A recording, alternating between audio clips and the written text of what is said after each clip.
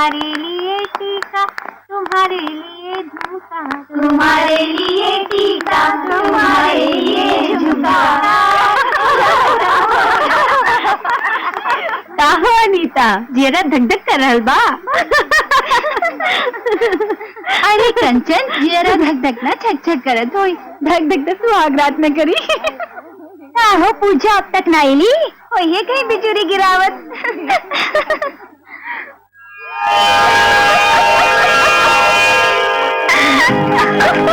आ गई पूजा। भाई देखा क्या चलन ना, ये बिजली गिरावे पहुंच गई।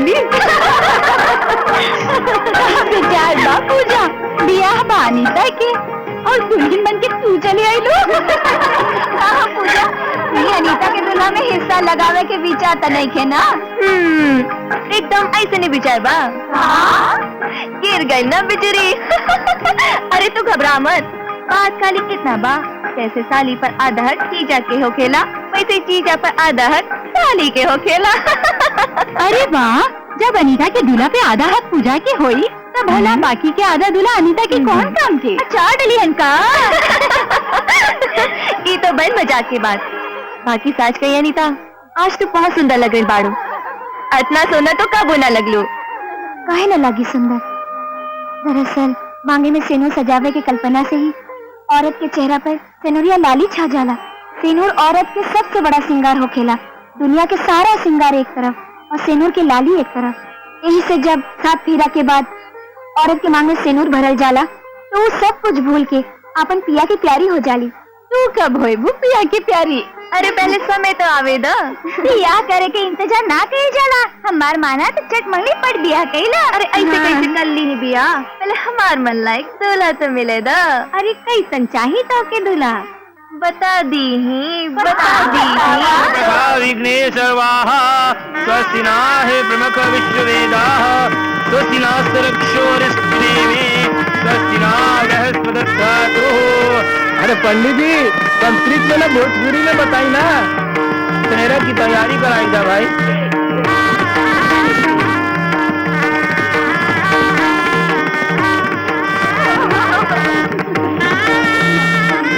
ब्याह के पहला फेरा में पति पत्नी के वचन देत है कि वो आपन पत्नी के जिंदगी भर आपन अर्धांगिनी के रूप में स्वीकार करी हैं। ब्याह के दूसर फेरा में पति पत्नी से वचन लेवेला कि वो दोनों घर के काम में पूरा सहयोग दी हैं और संतान सुख और घर चलावे खातिर धन के मिलजुल के व्यवस्था करी हैं।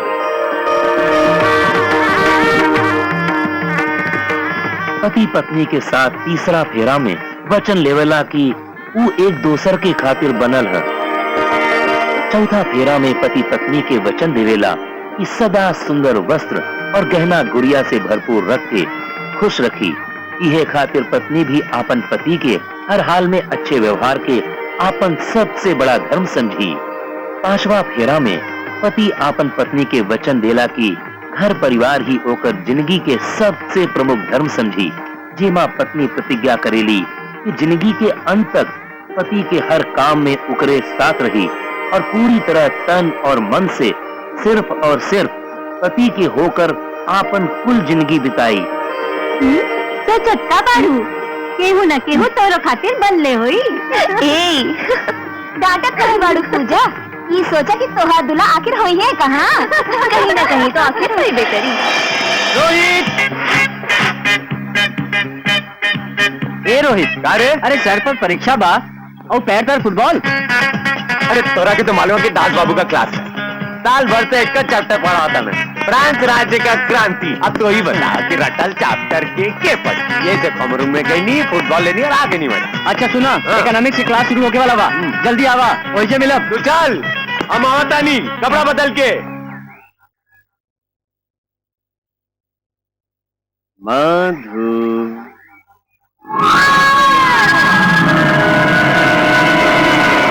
हम प्यारे हैं। ए मधु, एक बात कही, बुरा तो न लगी। अब देखा चेती पूरा लाग भी जाते तनिक प्यार से मुस्कुरा के कह दिया कि बहुत अच्छा लगा। कैसन बात? रोज कॉलेज में कहा मिलेली, कभी बाहर भी मिला, अकेले में प्यार से। काहे खातिर? देखा मधु, अरे जवान लड़की और जवान लड़का अकेले में काहे खातिर मिलेला? प्यार से। तू अपन जवान बहन से भी अकेले में यही खातिर मिलेला? तेरी की मधु मधु मधु, अरे अपन जवानी पे इतना घमंड ठीक नहीं के। देखा तारा क्या, मैं एक बात समझाऊं, लड़की के जवानी के होकेला वो पटाखा होकेला, और जेकरा के हमरा जैसन आदमी फोड़ेला तो होकेला धमाका, अन्ना तो छिरछोरी के जैसन कहली ना। बताओ ना का विचार बा? मान जाना क्या रे, इका और अलबा? सर, ये हमरे संगे छेड़खानी करत रहे। अरे ना प्रिंसिपल साहब, झूठ बोलतिया। चुप रहा, झूठ ही नहीं, झूठ तू बोला था हुआ। तू एक हाथ कैसे पकड़ ला?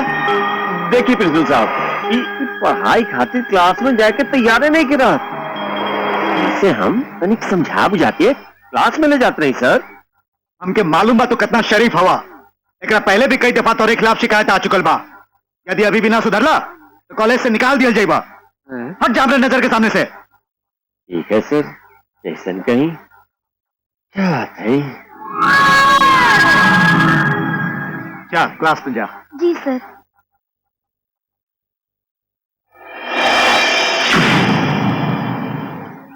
एकरा के देख रहे दूसरा, जब देखा लेकिन के संगे छेड़खानी करते रहेला, काहे इतना खपायल बा? बचपन से ही बिगड़ल बा यार। एकरा के बचपन से जाने ले? हाँ, हमारे बगल वाला गांव में एकर घर बा। तो उसके हो नहीं कि मालूम कि परीक्षा सर पे आ गई बा, परीक्षा में ध्यान देवे के चाहिए। अरे रोही, कॉलेज की छुट्टी हो रहल बा, काहे ना हमनी के मिलजुल के परीक्षा की तैयारी करे के। हम ये सोचत पड़ी। तो आजा हमरे गांव। ठीक बा, वेरी गुड। बुध के पहुंचता नहीं तेरा गाँव? ठीक बा, वहीं से पढ़ल जाए। लहंगा उठा के मोती से। गुरुजी प्रणाम। रोहित, रोहित, ये रोहित, का तनी रुका, क्या बात है? तनी बतियावी के बाद। का बतियाई के बा? हमनी के बाबूजी हमनी के बिया बहुत पहले ही तय कर चुकल बाड़न, तो हमनी की बात के कोनो अंत पता? हम थोड़ा जल्दी में बानी, हमरा बहुत जरूरी काम बा, हम जाता नहीं। ये तो हरदम जल्दी में रहेला।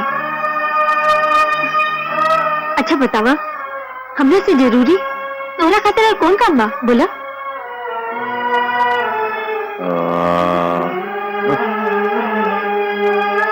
फाइनल का परीक्षा।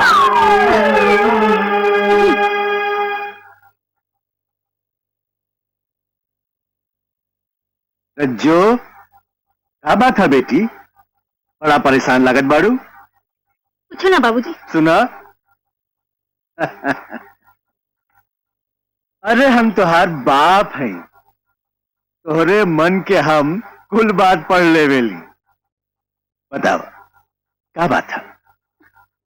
बाबूजी, वो रोहित। कहा बैल रोहित से? रोहित आजकल हमरा से बात ना करेला। अच्छा तो ये बात है। अरे वो बेचारा अपन परीक्षा के टेंशन में हो, तू चिंता मत कर। अरे वो तो अपन कुल जिंदगी तोहरे संग बिताई, एक बार तनी बियाह तो हो जाए दा, पगली कहीं। रज्जो के बाप के बड़ा एहसान बा हमने के ऊपर, यही से रोहित के ब्याह रज्जो के साथे तय कैले रही। अब सोचत है कि जब ब्याह तय कर दिले बानी तो फिर देर कहाँ है। सोचत है कि अब की लगन में तोरे खातिर पतो जरूर ले आई। हमरे ये विचार बा, घर में पतो आ जाई तो अंगना के शोभा बढ़ जाई। आवा बेटा, बहुत सही समय पे आयल बड़ा, तोरे चर्चा चलत रहा। काहे खातिर? हम सोचत है कि अब की लगन में तोहार ब्याह करा दे। ये हमरे ब्याह के इतना जल्दी कहाँ बा? बेटा, अम्मी बहनी बूढ़ पुरान, जिंदगी बालू के भीत जैसन कब ढह जाई, कौन भरोसा। मरे के पहले अरमान पूरा हो जाए बेटा, तब माई बाप की ऐसे बढ़कर और कौन चीज चाहिए। बाबूजी, सबसे पहले तो हम पढ़ लिख कर अपने पैर पर खड़ा होके के चाहते। ब्याह का तो बाद में देखा जाए कि ब्याह कब करें हम। अरे अच्छा सुनी, हमारे कॉलेज के छुट्टी हो गई बा, वो आकाश हमारे दोस्त हो, ब्याह नहीं होकर हम गाँव जाते नहीं पढ़ाई खाते। अच्छा माई जल्दी से खाना निकाला, बहुत भूख लगा, हम हाथ मुंह धो के आते हैं। जल्दी निकाल, माई बुला रहा है। लेखन की क्या समझाई।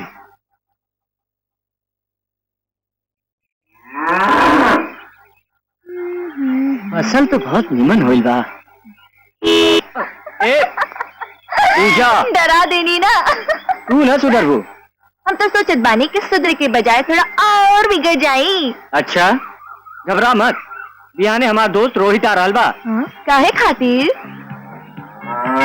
काहे खातिर? गांव के सबसे बिगड़ल लड़की के सुधारे खातिर। हाँ, गाँव में तो 3 कम दर्जन भर लड़कियां बिगड़ल बाड़ी सा, बाकी कौन सबसे ज्यादा बिगड़ल बिया? दिमाग पे जोर मत डाला, आईना देखला सब समझ जाएगी। माने की तोहार दोस्त हमरा के सुधारे आ रहे बा? हाँ जल्दी समझ गई लू। ए सुना, आवेदा देखिए बिना टिकट के लिफाफे जैसे ना लौटा देनी तो हमारा ना पूजा ना। चल निकल निकल, जो जो जो।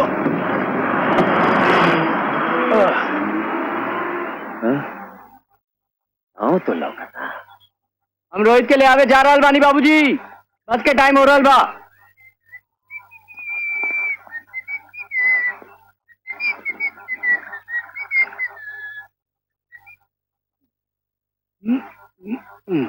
अरे यार आ हो गई।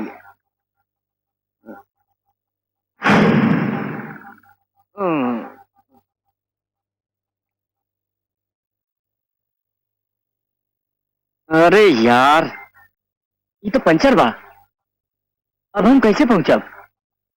रोहित के पास तो पहुंचे वाला होगी। हमारा ऐसन सुंदर गांव, प्यारा प्यारा अपन गांव। आकाश,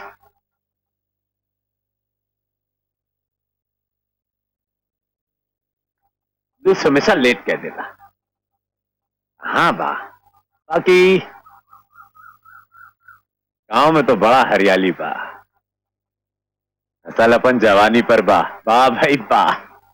कोनो बात नहीं की भैया, पूछत पूछत तो पहुंचे जाए।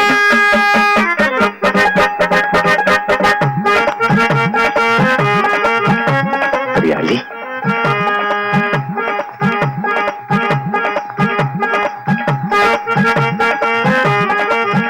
ए छोड़ी, ए छोड़ी, ए सुनो, ए छोड़ी, ए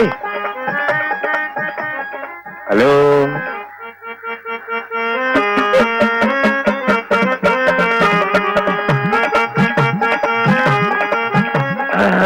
ए अरे सुनी, अरे तभी सुनी ना। लड़की के पीछा करे में सर नहीं आवत। पीछा ना करम तो काम कैसे चली? माने आकाश का पता बताओ ना। जाए के बा। हाँ तो जा, हो रहे आकाश। ओहो, वो आकाश ना, तो आकाश वर्मा यह गांव में रहला, ओकरा घरे जाए के बा। अच्छा अच्छा, हम उन्हीं जा रहल बानी। तो हमरो के ले चला ना। माने कि तो फिर हमारा पीछा करे की चाहत बाड़ा? अच्छा तो ई बेरी तू हमार पीछा करला। ये ठीक रही। हाँ, ये नहीं खेल सकत। काहे? काहे कि तरबूजा चाकू पर गिरे, चाहे चाकू तरबूजा पर, बात से एक ही ना भइल। यही से तो आने वाले रास्ते से जा, हम आने वाले रास्ते से जाए। वो काहे तरबूजा? तरबूजा मतलब बबनी। बोला बबनी देखा, जब मंजिल एक बात रास्ता अलग अलग ठीक नहीं खे ना, वैसे भी हम बालक बानी, रास्ता भटक गई नहीं तो।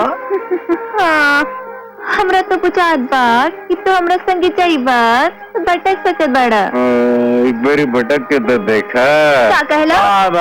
मतलब एक बारी संग में चल के तो देखा।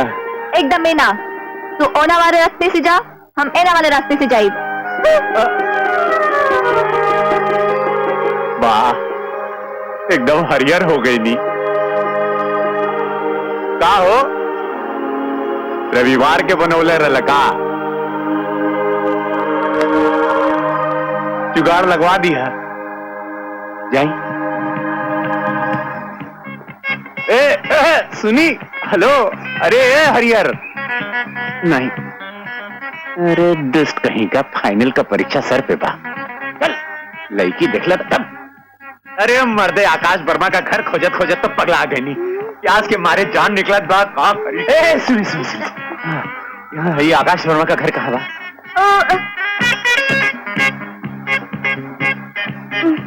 का घर का?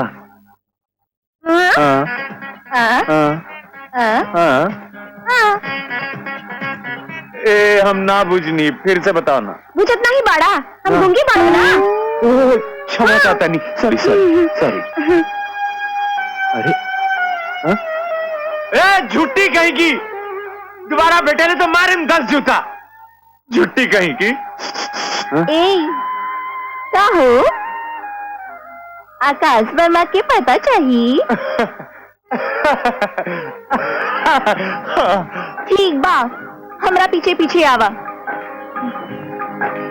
अरे आवा। आ गई नी। अरे मैंने बतावे की चाहते कि तेरा आकाश वर्मा के आवे के रहे, संग चले आई तो का करी, बतिया दिमागे में ना आइल। खैर आ तो गई ला, बाकी घर में ताला बंद बा। ई ताला काहे बंद बा? अरे इडियट, जब भीतर केहू ना होखेला तो बाहर से ताला बंद होखेला। ओ, हम अभी तक यह समझत रहे कि घर में केहू होकेला तब हम बाहर से ताला बंद होकेला। अच्छा अच्छा। अब नहीं का। खैर अब तो ई पूछा कि आकाश वर्मा कैलन कहा? पूछा पूछा पूछा। पूछा था नहीं, आकाश वर्मा गैलन कहाँ? उस के परिवार के संगे 2 दिन पहले केहू के ब्याह में छपरा गईलन। 2 दिन खातिर छपरा गैलन? तू हमरा क्या अभी बता, तू आने का नहीं बता, तू अभी बता क्या? का करी, ई बतिया दिमाग में ना आइल। खैर अब तू ई बतावा और आगे का प्रोग्राम बा? जब पूरी तरह छान जाए घरे लौटे और का? बड़ा नेक विचार बा, बाकी अनार होके सब पहले लौट जाई। वो काहे? काहे कि जौन रास्ता से हम आयल रही वही रास्ता से न तो भूत के संगे कबड्डी भी खेले का पड़ सकेला। सरका हाँ? क्या फूटा? अरे फूटा। ए सुना, का तू पैदा होके के पहले से बड़ू का? हाँ? कैसन? कबाड़ी 5.5 घंटा हो गया, अभी तक ना भेटाई। का समोसा बन गई? एकदम गर्मा गर्म बनाओ, अभी आवता नहीं। हाँ अरे लल्लू, यदि बहुत से आकाश भैया के दोस्त जमीन पर टप गए तो आखिर गैलन के ने? सब जगह तो ढूंढ लिया, रहरी में, खेसारी में, बैंगन में, बसवाड़ी में, खेत में, खलिहान में। चुप रहा सा बकलोल। काका भूत वाले बगीचे में खोजल जाए। घर भर देवर हथारे से ठट्ठा। अच्छा हमारी पट्ठा चल जाइए। अच्छा हाँ पूजा पूजा ए पूजा पूजा पूजा ए पूजा पूजा। अरे का भइल? हमार दोस्त आज शहर से आवे वाला रहे, ओकरा के कहीं देख लू का? हाँ देखनी। हाँ ठीक ठाक बा, बाकी ज्यादा ठीक ठाक नहीं खे। ठीक ठाक रहे चाहे खराब, तरह का ओकरा से बियाह करे के बता है। ओ एता भी ठीक ठाक नहीं खे, क्या मुकरा से ब्याह के बारे में सोची? हमरा तो दूल्हा ऐसा चाहिए।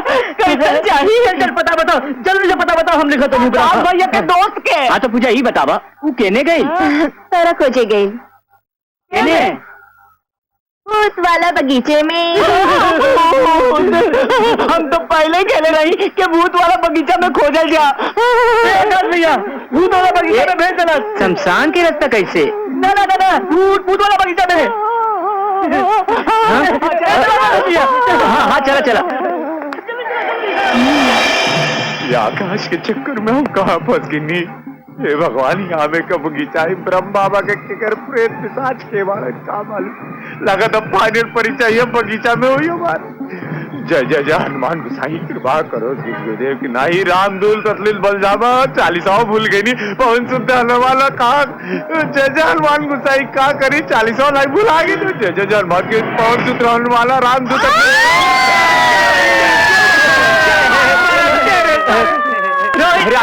तू छपरा से कब आया? छपरा यार, हम छपरा कब चल गई? 2 दिन के लिए तो हमरा के बुला के छपरा चल गया पूरी जाने। हम इतना डर गई तो कहाँ हमरा के तू का बोल रहा बड़ा लगा कि ब्रह्म पिशाच धो ले पिशाच अरे ओझा के बुलावा डॉक्टर के बुलाओ या तो बांस काटे वाला के बुलाओ रोए वाला के बुलाओ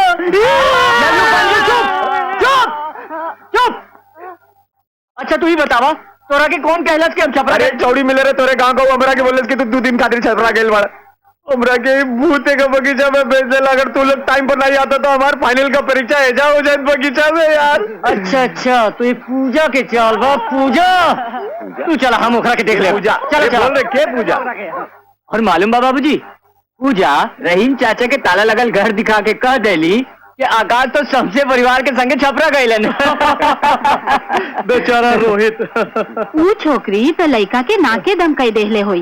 ले अरे हाँ आकाश जी बाबूजी तो हम लोग के परीक्षा खातिर कौनो शांत जगह चाहिए ना जी बाबूजी तू लोग नहर के किनारा वाला बथान में रहकर परीक्षा का तैयारी करो लोग क्या हो ठीक बात।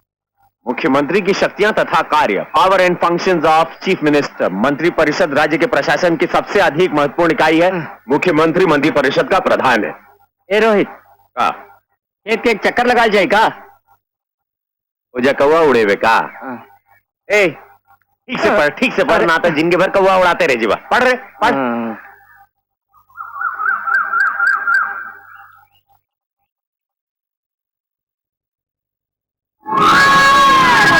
पूजा ए छोड़ दे हमारा रास्ता हट जाओ। अरे घबराहट का है बड़ू बबनी देखा प्यारे अब प्यारे जे कुछ भी करेलन बड़ा प्यार से करेलन पीछे भी लुटेलन ना तो बड़ा प्यार से काकी ये प्यार अपनी बहन के संग दिखाओ ना। लग गई बड़ी जोर से लग गई। पूजा देखा पूजा क्या करी पूजा ये कोई काम प्यारे प्यार से न करेलन लेकिन सॉरी पूजा मारने नहीं पड़ी जोर से लग गई सॉरी कह रही हम खबर मारे के पहले अंतरा चुम्मा लेने वाला हमरा के छोड़ दे भक्ता। अब तक क्या कह लू जेकरा किस्मत में तारा जैसन आइटम बा वो भक्ता हो सकेला। छोड़ दे चलो पूजा देखा चुम्मा दे देना छोड़ दे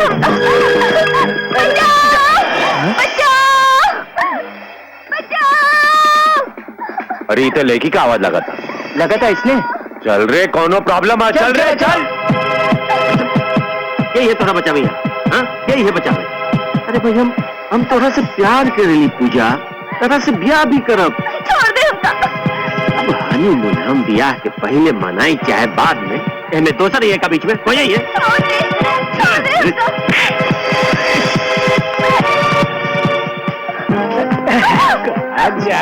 रानी चली का साथ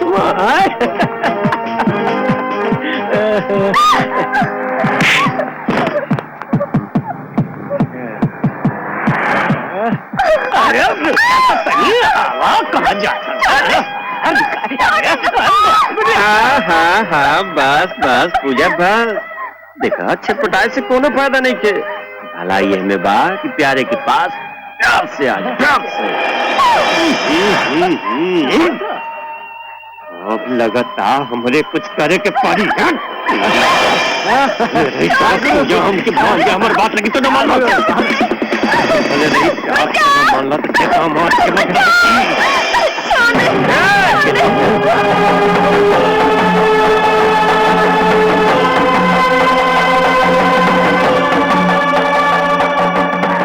जाओ रे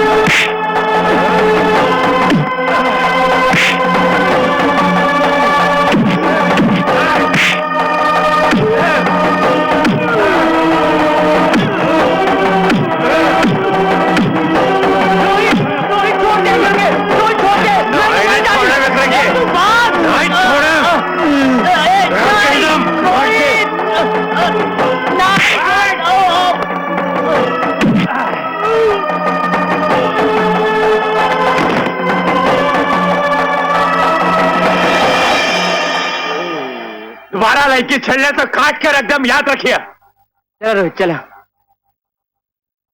हवा के जब देखा लड़की छेड़ेला। तू यहाँ का करे आई लहू? भाई गोरखनाथ बाबा की पूजा करे गए थे। अब यहाँ प्रसाद लेके तोहरा पास आवत रही। ठीक बा चल घरे जा चल।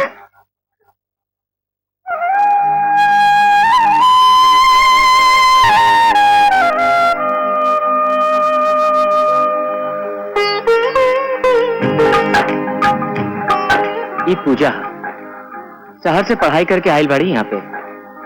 रोहित कहाँ खवेला? रोहित चला यार। ईश्वर चाचा की बेटी हिया, वैसे स्वभाव के थोड़ा चंचल हिया, बाकी दिल के बड़ा ही साफ। सच पूछा तो लाखों में एक। रोहित कहाँ भइल तो के? चला चल। करी मजाल ये हमार भगना के कूट दिलस। मामा बहुत मारलस, कत्तर कूट दिलस प्यार से। हम ओकर जिंदगी में आग लगा दे। हम मामा मामा बोल भगना। हमार जिंदगी के तू को मकसद बा, केवल तू को मकसद। बोल भगना। तो रोहित बात से बदला ले और दूसर होकर पूजा से प्यार करब, प्यार से।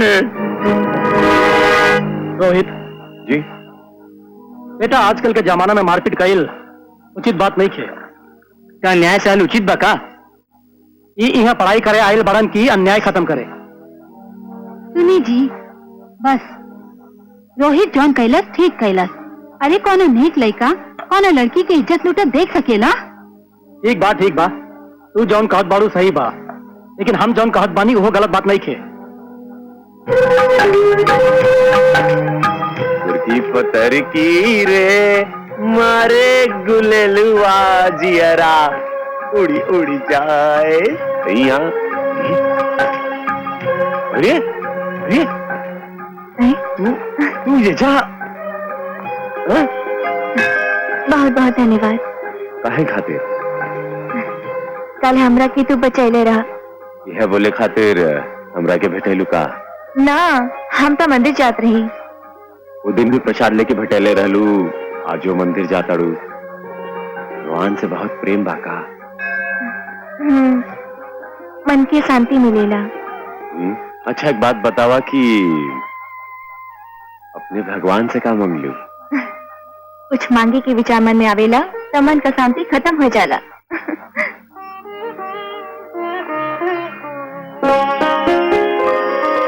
कुछ मांगे का विचार मन में आवेला तो मन की शांति खत्म हो जाला।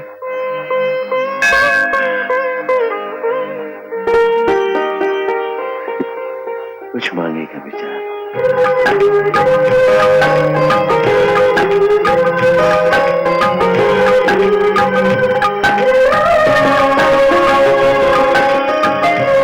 कुछ मांगे के विचार मन में आवेला तो मन का शांति खत्म हो जाला। आकाश, ए आकाश, ए उठ रहे, सुन। मन की शांति खत्म हो जाला जब कुछ मांगे का विचार मन में आवेला। ये मन की शांति का खत्म हो जाला। ए बोल रहा है यार तो का जूतल दे यार।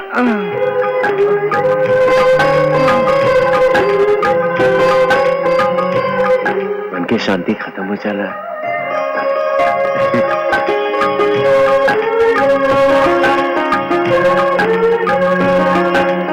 पूजा, I love you. I love you. आकाश भैया ना आइलन। सुतल बा। एको बात बताई। बोल। जौन मजा सूते में बा वो दुनिया में कौनो काम में नहीं खे। अरे जौन मजा खुजलावे में बा और कौनो काम में नहीं खे। तनी खजुआ तक। सुन रहे, तू लोग एक बात बताओ कि तू लोग काम क्या करेला? बड़ा वीआईपी वाला काम बा। ऐसा काम बाके कैसन काम? जब क्यों के फाटेला तो हमनी के याद करेला। फाटेला तो याद करेला, बुझनी ना का मतलब? अरे मतलब कि जब कपड़ा फाटेला तो दर्जी के नहीं याद आवेला। हमनी के नारी के जानकारी वाला दर्जी है, यानी कि लेडीज स्पेशलिस्ट।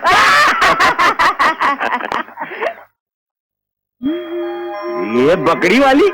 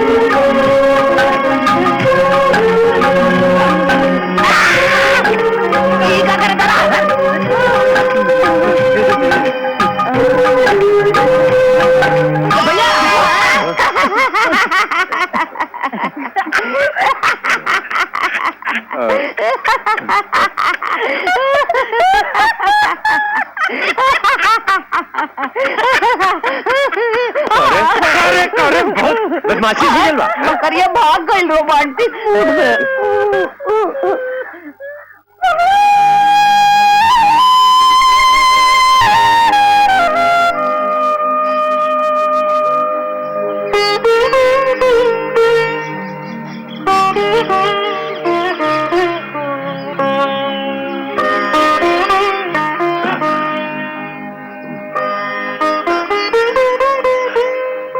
पूजा,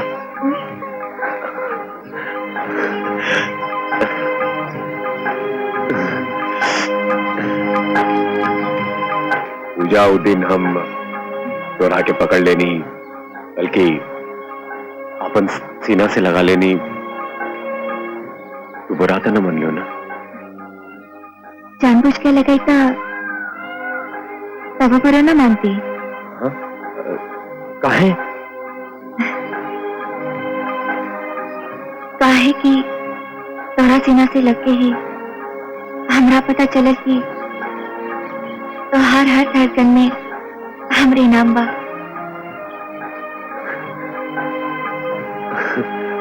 सच कही पूजा, आजकल हम तोहरे ध्यान में मगन रहनी, बल्कि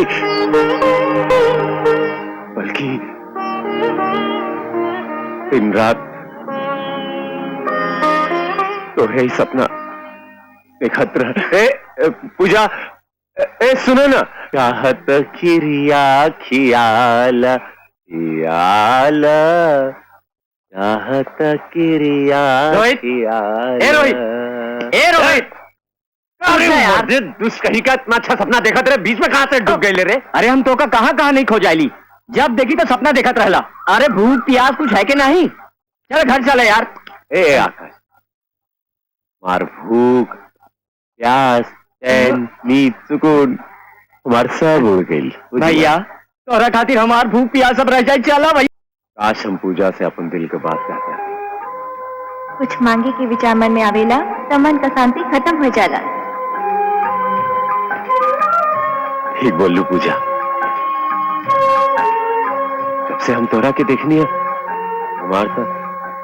हमार मन का शांति एकदम खत्म हो गई।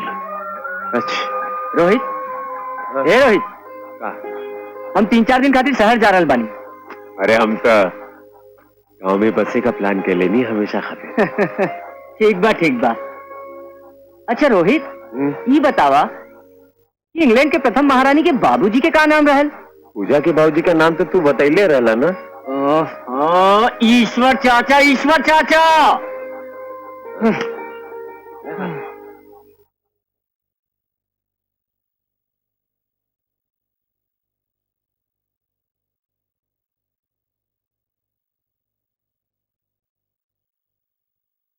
प्रणाम। आवा आवा, खुश रहा। तू आकाश के दोस्त बड़ा ना? हाँ, रोहित नाम बा। ठीक बा, आवा बैठा। आवा, गांव में मन लागत बा ना?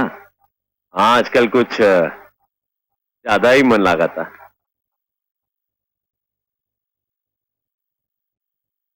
हाँ का खोजत बाड़ा कुछ चाहिए का? हाँ वो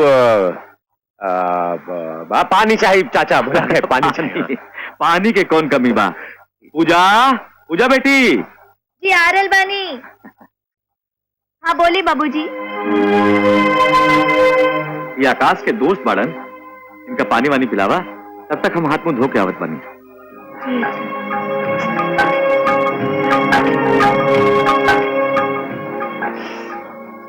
तू यहाँ कैसे? सुनो नहीं, प्यास लागल बा। पानी चाहिए? पहले तू इतना पानी पिया चुकल बाड़ू। पानी न चाहिए तो प्यास कैसे लगल बा? पूजा बेटी। हाँ जी मिलल। पानी मिलल का? हाँ मिलल मिलल मिलल। और सुनावा। का सुनाई, हमार तो जा केहू सुनबे न करेला। जेकर केहू ना सुने ओकर भगवान सुनेलन। हाँ चाचा, हमरो यह विश्वास बाकी एक न एक दिन भगवान हमार जरूर सुनिए। अच्छा चाचा चला तानी, प्रणाम। अच्छा खुश रहा। आज पूजा से हम अपने दिल का बात कह के रहे। आज कह देव कि पूजा हम दोहरा के बहुत चाहता नहीं।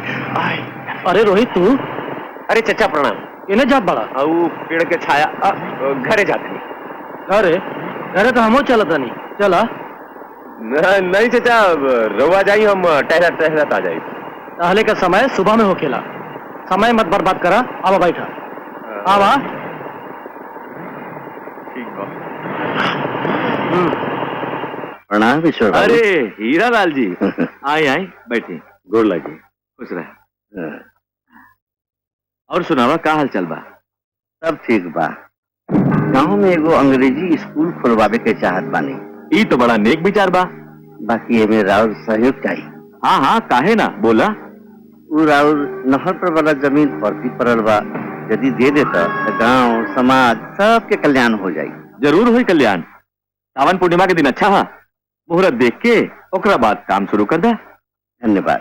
चाहे बसरिया बजाने की सुध बिसराने। पूजा। हाँ हाँ हमरा के तोहरा से कुछ कहे के रहल। अच्छा कहा? अब पूजा हम तोरा से बहुत पूजा हम बहुत तोरा से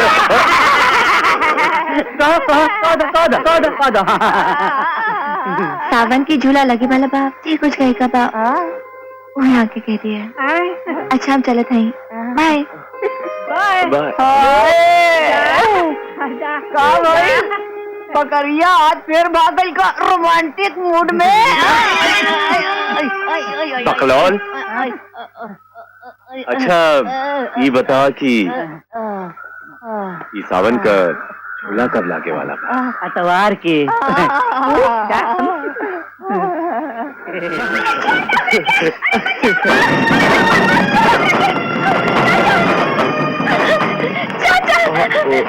अरे वो हमरा से छेड़खानी करत रहे। नहीं जानबूझ के नहीं करनी। अरे नहीं देखत का मारे और गलती से पकड़ लेनी हमारे नहीं साड़ी का मार के। अरे हमरा से गलती साड़ी का जानबूझ के नहीं पकड़नी। अरे नहीं पकड़नी गुलाब भगर। अरे बात तो सुन रही ले कि तू कितना नहीं पकड़नी ओकरा कैसे? अरे नहीं। अरे यहाँ एक हाथी रह रहे कि गांव के लड़कियन के इज्जत से खेल सके तू। साला तोहरा अपन जवानी काबू में नहीं किया आवत। कोनो काम नहीं करते, पढ़ाई लिखाई के बहाने बहु बेटी के इज्जत लूटत मारे। तू बात सुन, अब देखिए प्यारी अपन बदला कितना प्यार से लेवत है। चल साला हमारी गलती नहीं ले प्यार तो बचना पहले की कलर।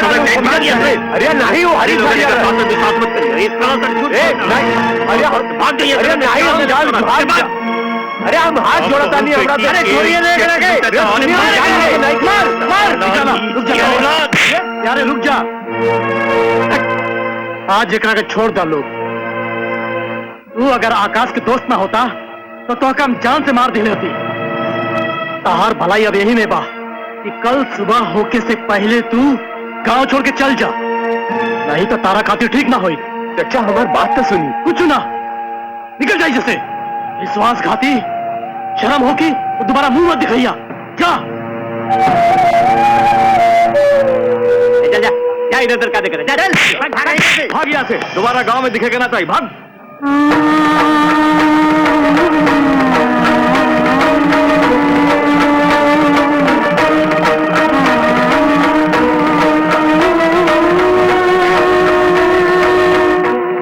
हमरा से बहुत बड़ा गलती हो गई, सारा कसूर हमारा। हमरा उनका के ना बुलावे के चाहत, हमरा के उनका से माफी मांगे के चाहिए।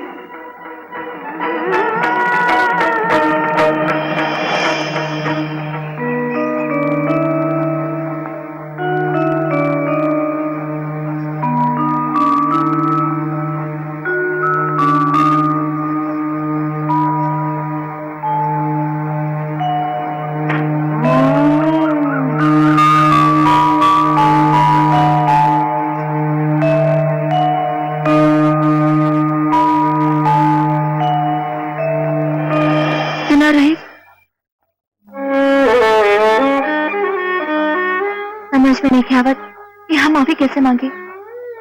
तो हमेशा अपन दिल की बात कहे की चाहत रहा। हम तारा बात समझ ना पाई। हमरा के मालूम रही तो हरदम में हमरा से मिले की चाहत रहा। हमरा के मालूम रहे कि तू का कहे की चाहत रहा। बाकी हम हमेशा तोरा संगे मजाक कईनी। हमरा न मालूम रहे कि हमार मजाक एक दिन तोरा इतना भारी पड़ी। हो सके तो हमरा के माफ कर दिया।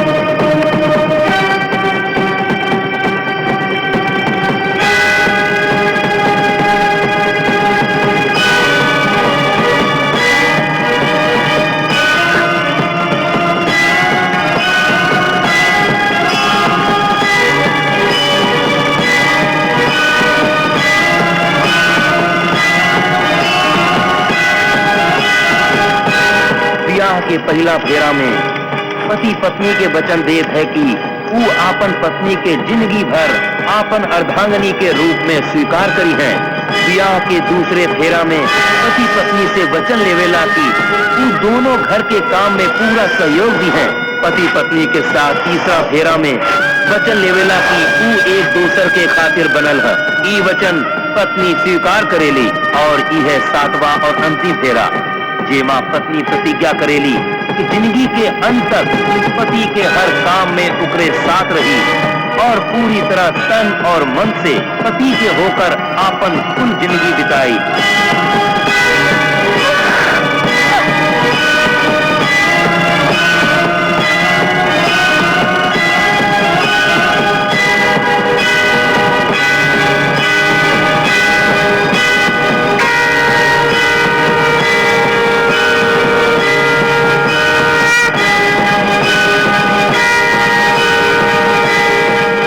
पूरी तरह तन और मन से पति के होकर आपन कुल जिंदगी बिताई। वो एक दूसर के खातिर बनल है और पूरी तरह तन और मन से पति के होकर आपन कुल जिंदगी बिताई। आपन अर्धांगनी के रूप में स्वीकार करी है। वो एक दूसर के खातिर बनल है और पूरी तरह तन और मन से आपन अर्धांगनी के रूप में स्वीकार करी है। ये रहल हमार मजाक, तोहार तकदीर का मजाक, तोहार जिंदगी का मजाक। आज तोहरा के पता चली कि तोहार मजाक करल हमरा दिल पर का गुजरल रहे। सौसा गांव, सौसा समाज तोरा मांग में भरली से नूर के मजाक उड़ाई।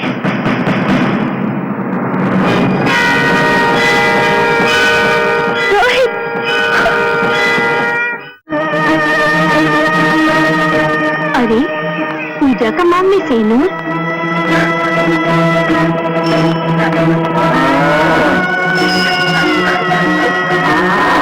अरे एक ब्याह कब भई?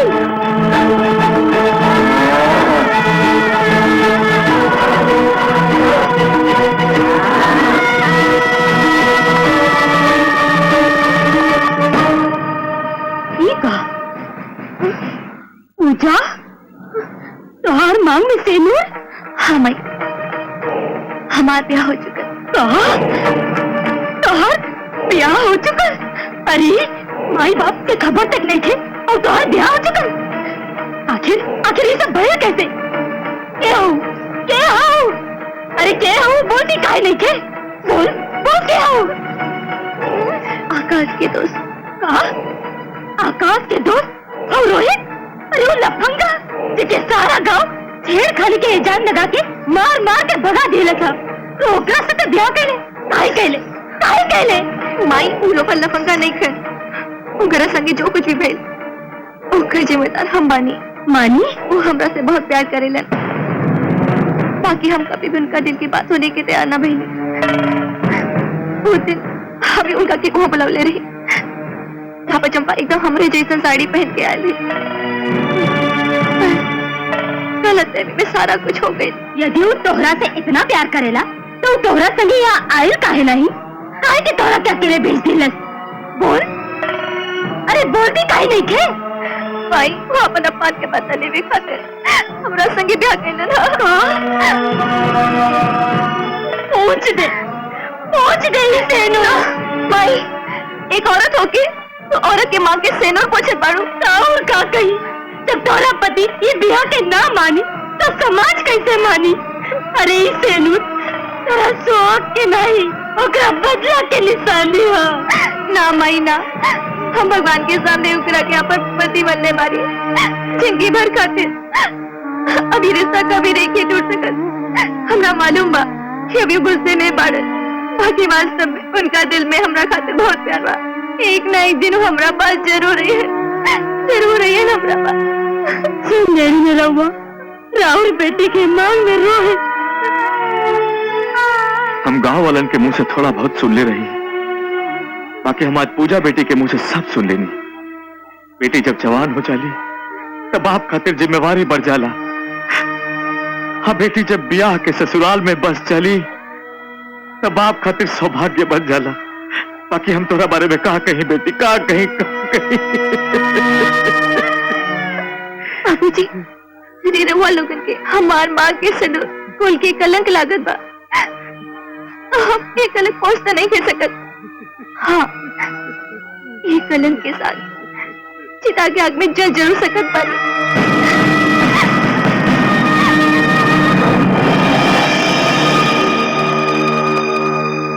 ईश्वर भाई, ये सब गांव में कहाँ सुन रहा बानी? हमार बर्बादी की कहानी। लेकिन ये सब भइल कैसे? ये सब रोहित के कारगुजारी है। रोहित? आकाश के दोस्त? वो लफंगा रोहित?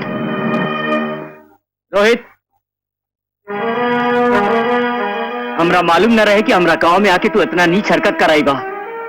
अरे हम तो तोका एक नेक और शरीफ इंसान समझत रही, बाकी तू तो इंसान कहला के लायक नहीं खा। हाँ, तुम इंसान ना, हम हैवान बानी। ये से तहार सबसे गांव मिलकर हमरा के जानवर जैसे पीट देलेस, पीट कर बेइज्जत करके बाहर निकाल देलेस, कारण कि हम हैवान बानी। बार बार सब लोगों से माफी मांगत रहे कि हमरा से भूल हो गई, हमरा के माफ कर दे, ये हमारी गलती नहीं की, लेकिन हमरा के माफ करता, लेकिन हमारी बात सुनने को तैयार न रहे, कारण कि हम हैवान बानी। अरे एकरा से हम प्यार करत रहे, सबसे गांव के सामने हमरा के बेइज्जत होते हुए देख ले, लेकिन जबान पर एको शब्द नहीं आयल, कारण कि हम हैवान बानी। वो हमरे प्यार के बेइज्जत के लिए, हमरे प्यार के मजाक बने लेस, हम ओकर जिंदगी का मजाक बना देनी। बाकी पूजा तोहरे से प्यार करेली, हम ओकरा से नफरत करेनी। तू तोहरे बिना नहीं जी सकत रोहित। हम ओकरा संगे नहीं जी सकत। ऐसा मत कह रोहित। अरे अरे वो बेचारी तो तोहरे नाम के सिंदूर अपने माथे पे लगावले हिया। सेनूर, जौन सेनूर सुहागन औरत के सौभाग्य के प्रतीक हो खेला, वह सेनूर होकर दुर्भाग्य का निशानी बन चुकल बा। अरे जे हमरे प्यार का कीमत नहीं है समझ सकल, उस सेनूर का कीमत कैसे समझी? और आकाश, इंसान दिल में नफरत लेकर नहीं खींची सकेला, अभी माथे पर कलंक लेकर भी नहीं के चैन से मर सका। यह कारण हम ओकरे मांग में सेनूर डालने रहे, ताकि हम जी नफरत के साथ और वो जी कलंक के साथ। और सौभाग्य के बात बा कि राउर बेटी रज्जो हमरे अंगना के लक्ष्मी बन के आई। हम तो पहले से ही राउर आसान के बोझ तले तबल बनी। ना ना ना ना, रिश्तेदारी में कौनो एहसान ना होके, और फिर रहुआ तो हमार समझी होखे वाला बानी। अच्छा बताई, ब्याह के रहुआ कौन तिथि पक्का करे के सोच ले बानी? अरे भाई, शुभ काम में देरी काहे के? अगला महीना में अच्छा लगन बा। हाँ, पंडित से दिखा के दिन तारीख तय कर लिया जाए। हाँ। नहीं, रोहित भी आ गईलन। राम बाबूजी। आवा बेटा, आवा। रोहित बेटा, तनी समधी जी के मुंह मीठा करावा भाई। अगला महीना में तुहार ब्याह के तिथि तय हो रल बा। लालजी बाबू, ब्याह चाहे भले ही अगले महीने में होके, लेकिन समधी मिलन तो अब ही होगी। जैसन रहुआ चाहे। रुक जाएं। हमार नाम ईश्वर प्रसाद है। पूछिए अपन बेटा से कि हमार बेटी पूजा के मांग में ही सेनूर डाल चुकल बाड़े कि ना। लालजी बाबू, ये हम का सुनल बानी? रोहित, तू बोलत कहे नहीं खा? हम का बोली? हम तो बाबूजी ना तो ये आदमी के जानत बानी, ना तो कोनो पूजा नाम की लड़की के। सच ई तू का कह रहल बाड़ा? हमार बेटी पूजा के मांग में सेनूर डाल के ओकरा के तू पहचाने से इनकार कर रहल बाड़ा? कोनो सबूत चाहे गवाह बा? बाबूजी, हमरा के तो ये आदमी पागल बुझा, लगातार जबरदस्ती अपन बेटी के राउर बहू बनावे चाहत बा। झूठ मत बोला, तू भगवान के सामने हमार बेटी के मांग में सेनूर डाल चुकल बाड़ा। अच्छा तो ठीक बा, जा गवाह खातिर भगवान के बुला लिया। जा। भगवान कैसे आ सकेले? जा भगवान के सामने रोआ। जा। ऐसा मत कहा रोहित बाबू, ऐसा मत कहा। ड्रामा बंद करा। हमार बेटी के जिंदगी बर्बाद हो ना, चला जा यहाँ से। दूसर ब्याह मत करो रोहित बाबू। हमार बेटी के अपनाना रोहित बाबू, उसके के अपनाना रोहित बाबू।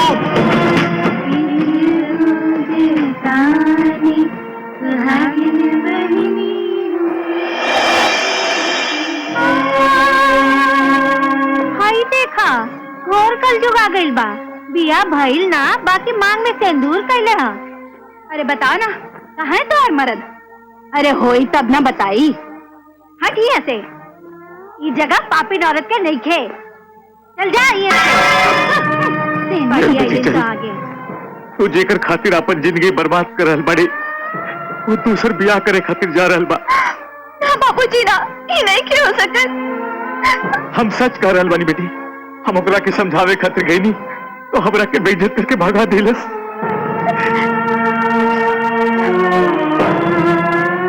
हम खुद ओकरा के पाछे। बबुआ, वो आदमी इतना आत्मविश्वास के साथ कैसे कहत रहल कि ओकर बेटी से तू ब्याह कर चुकल बाड़ा? ऐसा सच है? रवा के का लागत बा? यह कि हमार बेटा ऐसा ना कर सकेला। हमरे अपने बेटा पर पूरा विश्वास बा। बेटा, तू तो जानते बड़ा कि हम अपाहिज आदमी हैं। यदि रज्जो के बाबूजी मदद ना कैले रहतन तो हम तोरा के पाल पोस ना कर पाती। उनकर परिवार के ऊपर बहुत बड़ा एहसान बा बबुआ। अब चाहे अपने मर्जी से या उनकर एहसान के बदला चुकावे खातिर रज्जो से तुहार ब्याह भइल बहुत जरूरी बा बबुआ। हरिहर प्रसाद बहुत खतरनाक आदमी हवन। अपने बेटी के वो जान से ज्यादा मानेलन। अपने बेटी के खुशी के खातिर वो कुछ भी कर सकत बान बबुआ, कुछ भी। रवा हमार विश्वास करी बाबूजी, मार बिया रज्जो से ही।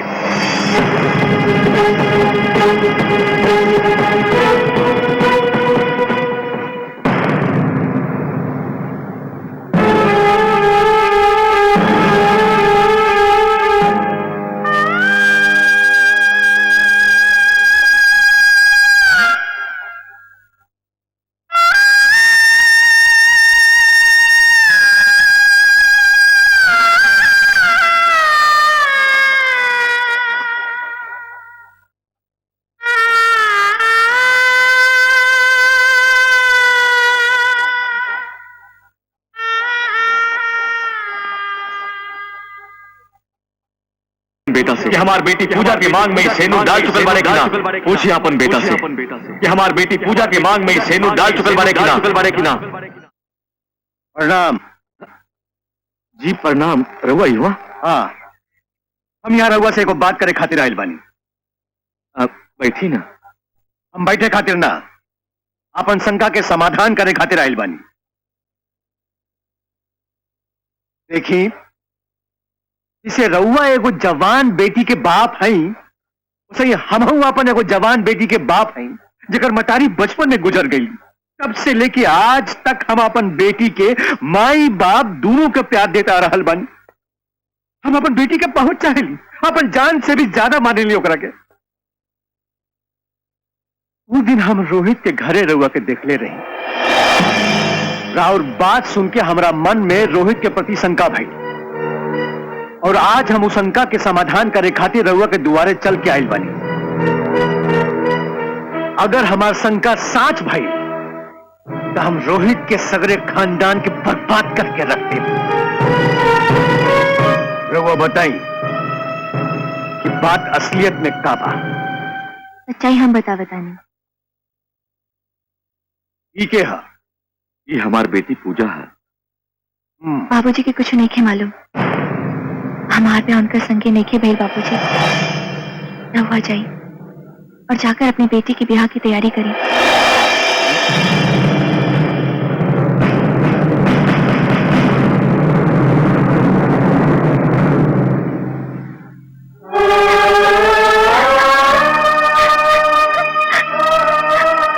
पूजा, बेटी ऐसे मरमर के कब तक जिएबू?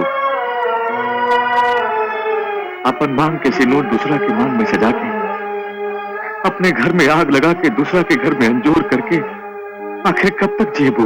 अमन ठहरनी बूढ़ पुरनिया, ऊपर से कब बुलावा आ जाए का भरोसा। हमरा नजर के सामने तुहार घर बस जाए, हमरे आत्मा के शांति मिल जाए। बेटी तू ब्याह कर ले। बाबूजी, मांग में सिंदूर सजा के हम अपना घर न बसा सकनी।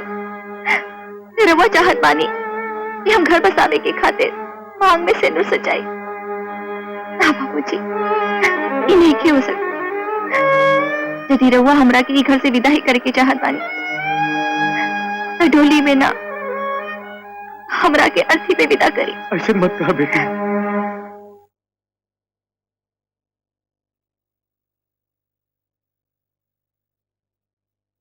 ये रहल तोहर शादी के कार्ड। हम तोरा से फिर पूछ रहल बानी, क्या तू पूजा के मांग में सिंदूर भरले रहा? कारण की तो उसे गांव के सामने वो मार मजाक उड़े ले, यही खातिर हम मजाक उड़ाई। मजाक? ये मजाक नहीं की हो सकता।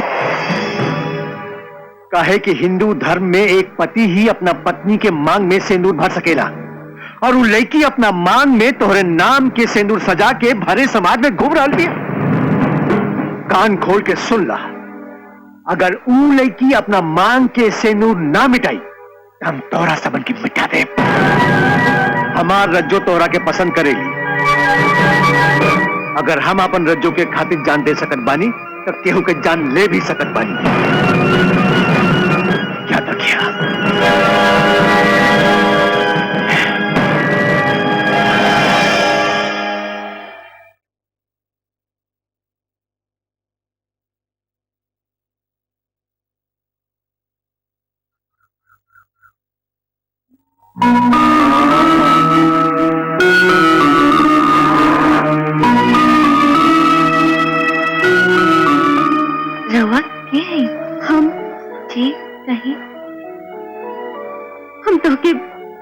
बताए कि हम रोहित के माई हैं।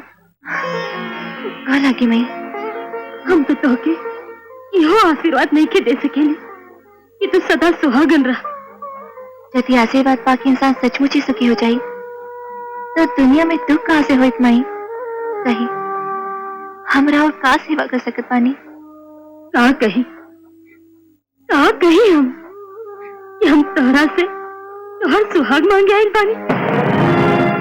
का कही हम कि एक सुहागन होके दूसरे सुहागन से कहे आइल बानी कि तू अपन मांग की सेनुर पूछ डाल? ना माई ना, ऐसा मत कही। औरत की किस्मत चाहे भले ही माटी में मिल जाए, बाकी ओकरा मांग का सिंदूर उसे चिता की राख में मिले के चाहे रवा चाहे तुम्हार प्राण मांग ले, बाकी सिंदूर मत मांगे भाई। हमार जिये का सहारा चाहे भले रवा छीन ले, बाकी जिये का उम्मीद मत छीने भाई, हमार उम्मीद मत छीने भाई। हम तुहार सुहाग नहीं मांगत, हम तेरे सुहाग के लंबे जिनकी खातिर उसे कुर्बानी मांगत है। हमके हमार बेटा की जिंदगी दे दो बेटा, इनकी दे दो हम कर। उनका लंबी उम्र खातिर हम कुछ भी कर सकेला माई, कुछ भी। ओके बुला जा और दूसरा ब्याह कर लो। एक और खींचे पिरतिया दूसरों रीतिया के करानी भाई छोड़ी सूझत नहीं रहिया पूछी कैसे मंगिया से आपन से नूरुआ पिया के मांगेली मसारी के चरवा पिया के मांगेली मसारी के चरवा मसारी के चरवा मसारी के चरवा।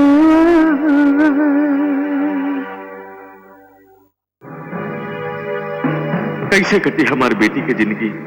ये करी ओकरा से ब्याह? वो तो खुद भी ब्याह करे खातिर तैयार नहीं थे, न कुआरे रहल, न सुहागिन और न विधवा। ओकर दुख अब हमरा से देखल नहीं खे जात। हम जीते जी ओकरा दुखी नहीं खे देख सकत। हम अपन जान दे दे, हम ना जियब, ना जियब।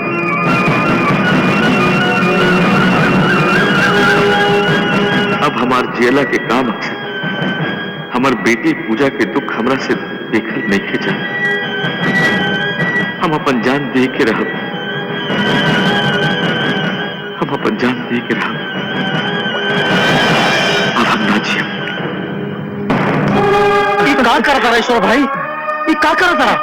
हमरा के छोड़ दे, मर जाएगा दशरथ। हमरा के छोड़ दे, हमरा के मर जाएगा हमरा के। का तारा मर गईला से पूजा के दुख कम हो जाए, ये ओकर मतारी खुश हो जाए। तो हम का करें?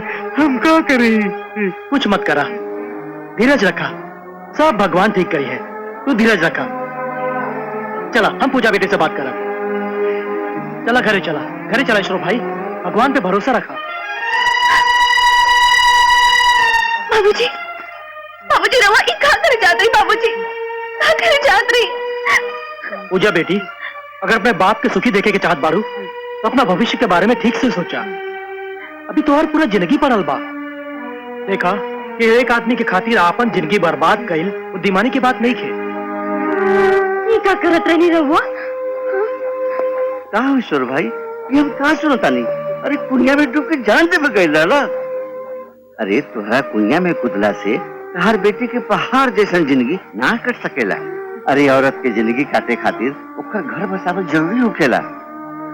अगर तोरा के मंजूर होखे तो हम अपन भगला के बिया तोहार बेटी पूजा से करे के तैयार बानी। का कहता रो पूजा के मतारी? अरे हम का कही, रहुआ पूजा बेटी से पूछ ली। का कहता रू पूजा?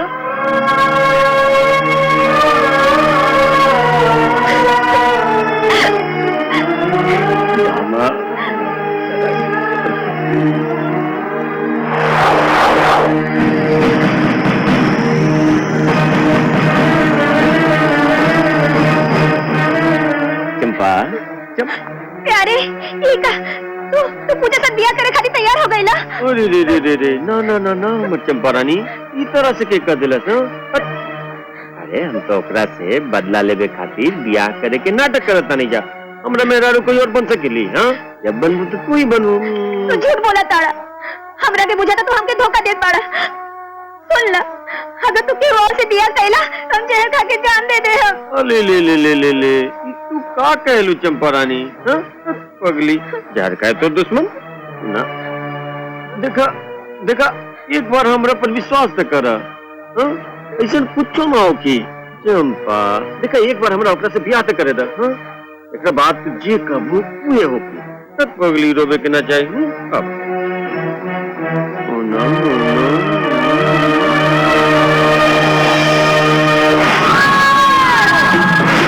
हमरा मुंह पर ले रहे और थप्पड़ मारले रहे हमरा मुंह पर।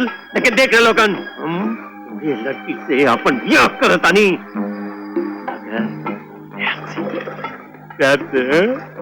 और रोहितवा यही छोरी खातिर ना तोरा के लाते मुख के कुटले रहे। के कुटले रहे, लेकिन सबसे पहले मुझे सड़क के अपन शादी के कार्ड दे अब किया हमारे ब्याह में। भाई इस खुशी के मौका पे जरूर कुछ होके के चाहिए, जैसे कि अरे भाई शराब शबाब और क्या। अच्छा तो चल चल आज तू लोगन भी अपन प्यारे के प्यारी के जलवा आंखी से देखिए।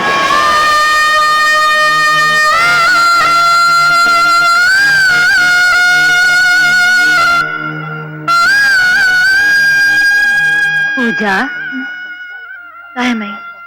बेटा हल्दी के तैयारी हो चुकल बा, चला सब लोग तुके अगोरता।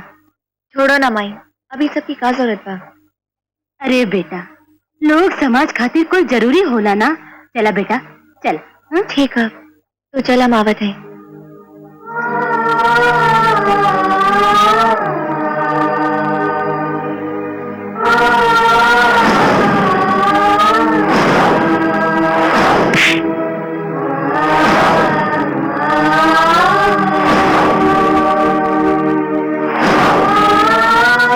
पूजा सब इंतजार करता। जी आरल बानी।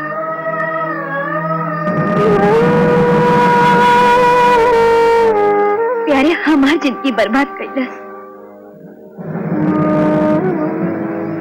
अब पूजा की भी जिंदगी बर्बाद करे जा रहल बा। ठीक नहीं के हमरा कुछ करे के पड़ी। हमार जिंदगी तो बर्बाद हो गई, पूजा की जिंदगी हम बर्बाद ना होके दे।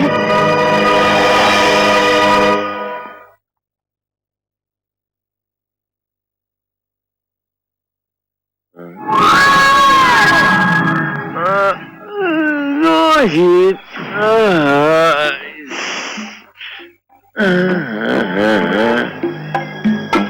अभी एक संगे सुहाग दिन मनावत नहीं। अब रात में तेरा पूजा के साथ सुहाग रात मनाता हूँ प्यार से। रोहित रोहित रोहित रोहित ये देखा इला भाई तेरा खातिर अपन शादी के कार्ड लेनी है। ला ला ला ला ये जरूर काहे कि तेरा अवल तो बहुत जरूरी बा। तो अपन आंखी से देखिया अपन प्राण प्यारी के हमार प्राण प्यारी बना प्यार से।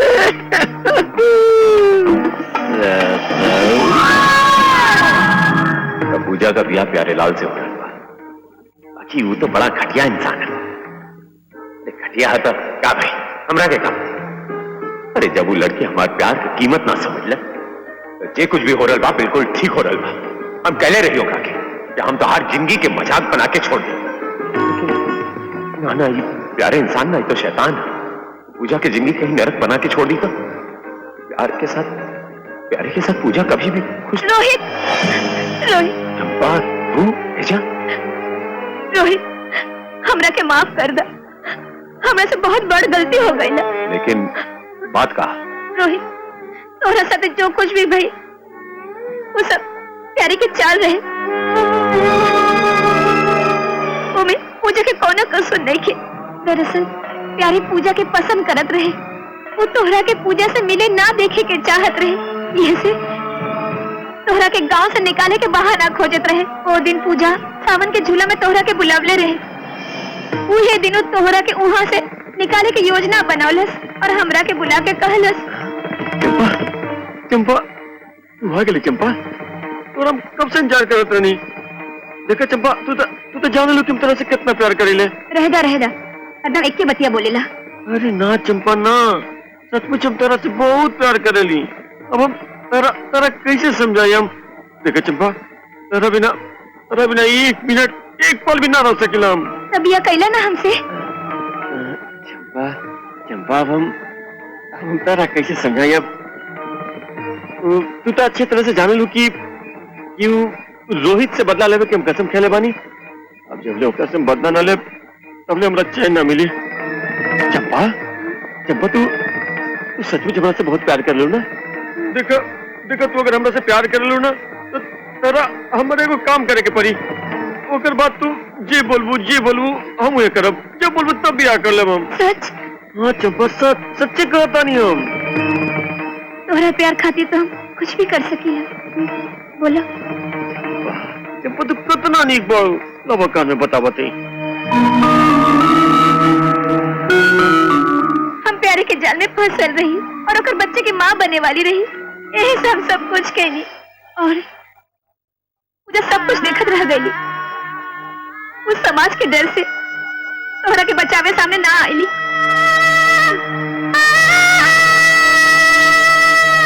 और तू पूछा के बचाला। हम तोहरा के हाथ जोड़त है।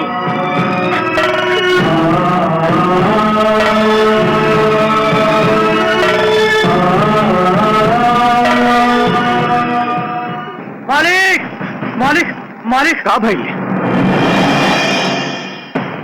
का? हाँ मालिक, चल चले मालिक। हरे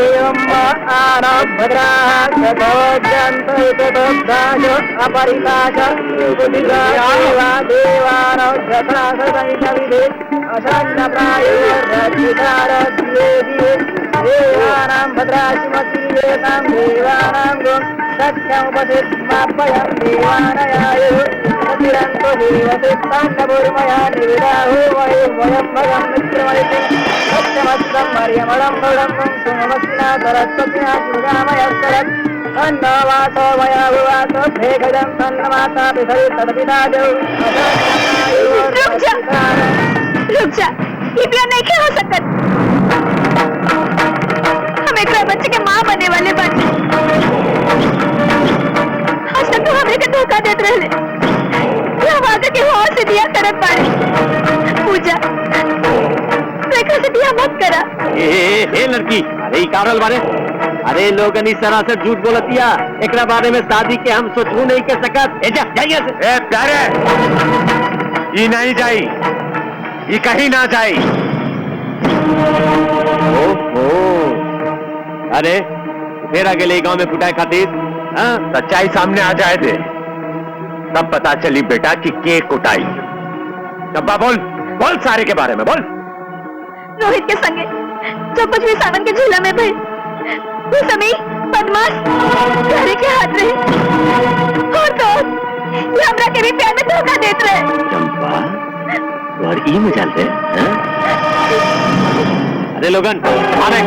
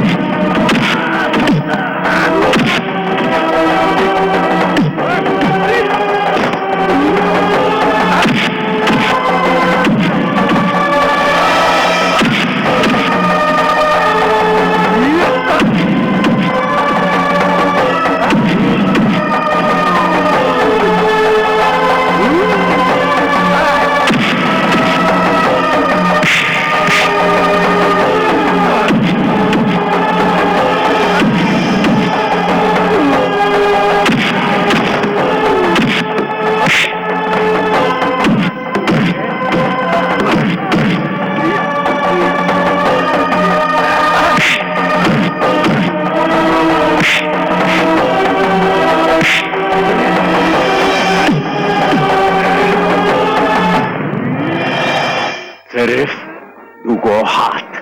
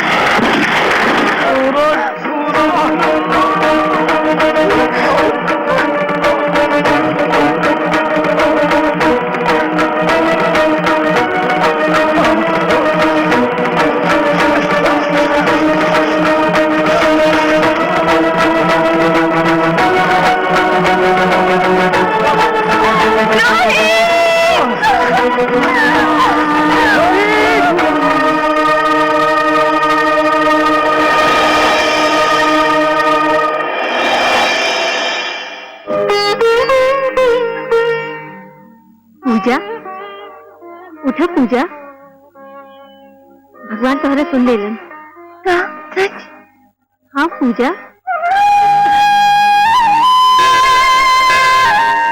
चलो पूजा, आवा। अब रोहित की तबीयत कैसन है डॉक्टर बाबू? देखिए आपका मरीज होश में आ गया है। जी डॉक्टर साहब, हम नहीं मिल सकता नहीं? जी हाँ, थोड़ी देर बाद आप लोग उससे मिल सकते हैं।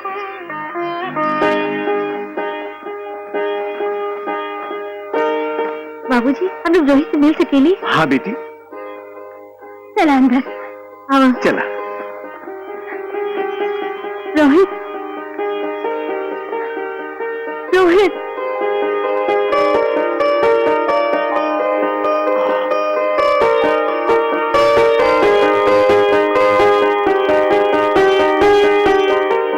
रोहित, ये देखो, मुझे तोरा के यमराज से छीन के लिए आइलन। देखो, एक पतिव्रता स्त्री ये दिल की पुकार तो भगवान भी नहीं डाल सकत। जाना तारा, तोरा खातिर इतना दर्द सहले है, इतना तकलीफ उठैले है, ये इसके सामने हमारे पैर छोटा पड़ गए।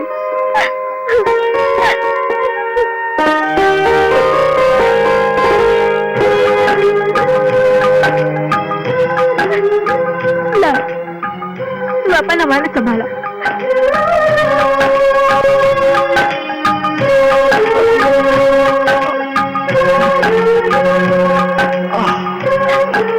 बाबूजी, पूजा, पूजा हो सके तो हमरा के माफ कर दी। ना जी, ऐसा मत कही, ऐसा मत कही जी।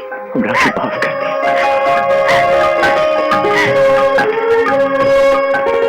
भैया हमने के मिला दे।